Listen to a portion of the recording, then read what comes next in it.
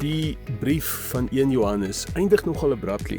Ek weet nie of jy dit al raak gesien het nie. Daar staan in 1 Johannes 5 vers 21 slegs die volgende: My kinders, bewaar julle self van die afgode. Amen. En dan is dit klaar. Daar's geen groetgedeelte soos in al die ander briewe in die Nuwe Testament nie.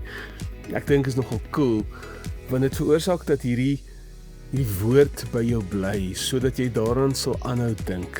Bewaar julle self van die afgode. Hoekom? Want afgode is selde ooglopend. 'n Afgod is enigiets wat stil God se plek in jou hart inneem. Iets anders wat vir jou sekuriteit, identiteit of vervulling bring. Kan geld wees, sukses, aanvaarding of selfs bediening. En die gevaar is, afgode lyk nie altyd so sonde nie.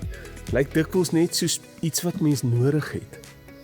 Maar enige iets wat jy meer nodig het as God, vir jou 'n afgod geword.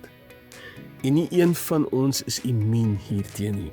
Die waarskuwing in hierdie vers is vir Christene, vir mense wat Jesus volg en liefhet, vir my en vir jou.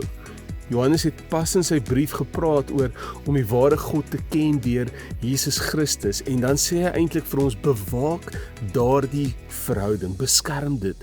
Moenie toelaat dat plaasvervangers insluip nie.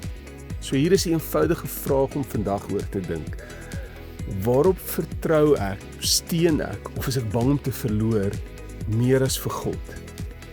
Dis dalk waar 'n afgod besig is om te vorm.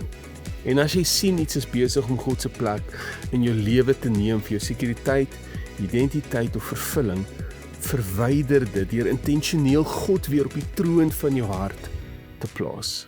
Kom ons bid saam.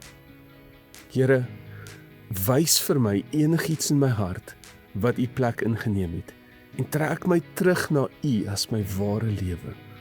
Amen. Die Here seën jou.